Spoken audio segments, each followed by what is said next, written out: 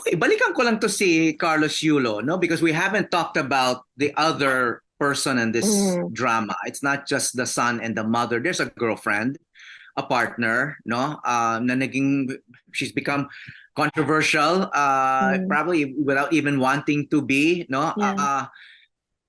Okay, anong take mo doon? What's your reaction to her role in all of this? Mm-mm. Um, siguro, to be honest, ang first reaction ko, um, why is she the issue? Because I don't understand why, sabi mo nga, why she has become as infamous as she is. Kasi, oh, nako, sana hindi ako makancel dito, Howie. Pero objectively, parang wala naman nakitang talagang masama. Maybe palaban and things like that. Um, so, okay, what I'm seeing is, sabi ko, yung miscommunication nila. On the one side, someone is saying this is a money issue. Diba? This is a transparency issue, actually, not a money issue. This is a transparency issue. Yung sabi ng side, no, it's a girlfriend issue. It has nothing to do with the money. It's the girlfriend. So, wala tayo doon eh. Hindi natin alam kung ano talagang nangyayari. Hindi natin alam talaga yung konteksto. Pero at least from that, yung ganun lang, alam natin, they're fighting different battles. Kaya walang nananalo. At walang resolution. Di ba? Parang nag, nag, parang, kunyari nagwawelga sa, sa Manila si Mami. Si Carlos Yulo naman nasa Quezon Memorial Circle nagwawelga. So, hindi sila nag-uusap. Parang, di ba, they're fighting different battles. Um, so, ah, uh, girlfriends and mother-in-laws. Well, yun na nga, Oh my okay, goodness. kasi that situation resonated in a different way, no? Wala dyan yung parental expectations, etc. Ano yan? That's also a common situation for a lot of families. Yung, in a way, tension between girlfriends and mothers, wives and mothers of the husband, etc. May minsan may competition, may jealousy, di ba? I mean, Mm-hmm. I've seen this play out in a lot of different ways, no? Uh, so you seek family situations like that, right? And what do you usually advise? So, wala naman pang inherently, you should always side with this one. No? Walang ganon. Kasi it really, really depends on context. In fact, parang tinatanong din ng friends ko, kung ikaw yan, di ba? Parang you were asked to choose, di ba? Between a parent and your partner, who would you choose? Sabi ko, ay, kung sino yung nagtanong. Sabi ko, kung sino yung nag-ultimatum sa akin. Di ba? Yun ang ima-minus points ko. Kasi I think that's the thing. Like, again, treating it from a family perspective, it shouldn't be someone that forces you to choose one or the other. Parang Solomon's baby to, no, Howie? If you think about it, parang, di ba? Who says you have to choose me or her, di ba? It's a version of that. And then someone says, wait, I don't want you to have to choose. So actually, if you get a person like that, di ba? Where I don't want you to have to choose, I want you to have them all. I want you to have us all. That's a keeper. Di ba? Yun ang keeper. And in a way, like I know we have concerns as parents and we want what's best for our children. Pero yung giving ultimatums, di ba? Or kind of saying, kung nandiyan ka, di ba? Hindi kita kakausapin. I don't actually know what's going on with the family per se. Pero kung nagbigay ka ng parang hard line, di ba? Hiwalayan mo yan. Or hindi ko siya type. No? Hindi ko siya type. Type siya ng anak mo eh. So actually, ang mangyayari, di ba? Mapapalayo siya sa'yo.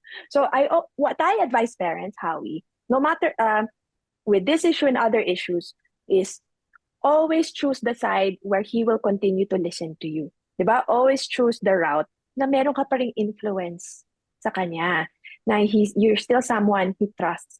Kaya actually, my own parents, they would admit to me once relationships are over. Sabi niya, ayaw namin magsalita eh. Kasi di ba alam namin, pag nagsalita kami ng negative, no, about your boyfriend, no, na mamasamain mo. Yun. So, dapat may konting, di ba, parang isipin mo, tek lang, is this worth it? Kasi right now, in love na in love pa eh. Guguluhin ko ba? If I really have concerns, I want to still be within that circle of trust ng anak ko. Para if something does happen and my son gets hurt, right? Or my son is on the verge of getting hurt. Nandyan ako na para sumalo.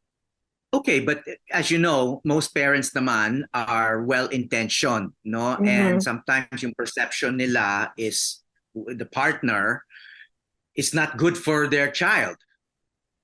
Di ba? Could even be life-threatening. I mean, minsan ganun ang perception, di ba? Lalo na pag anak mo yung babae, right? Mm.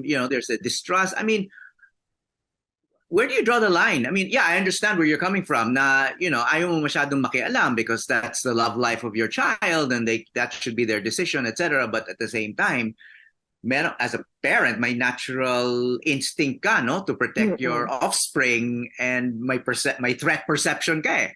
Di ba? How do you Mm-mm. communicate that? Yeah.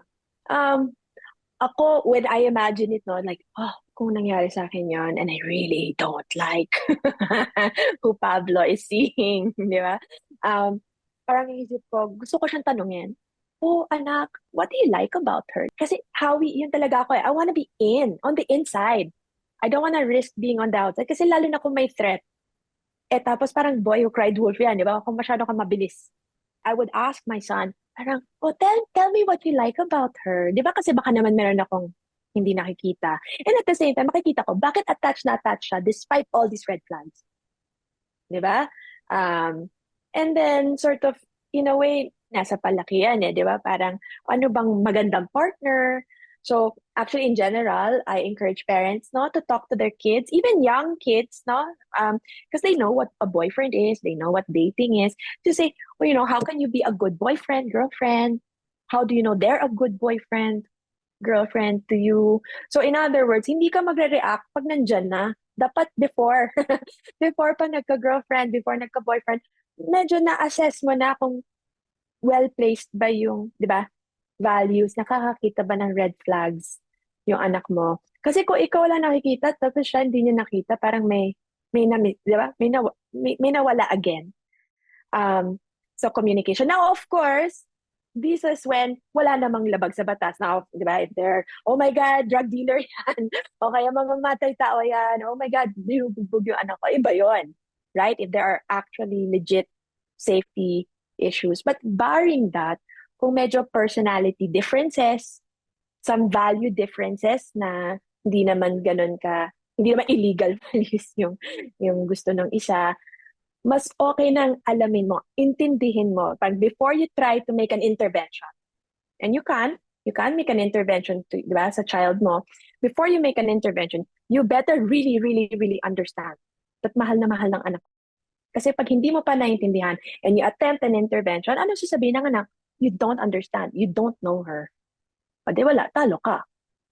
So, para sa akin, it's really just about being pragmatic and effective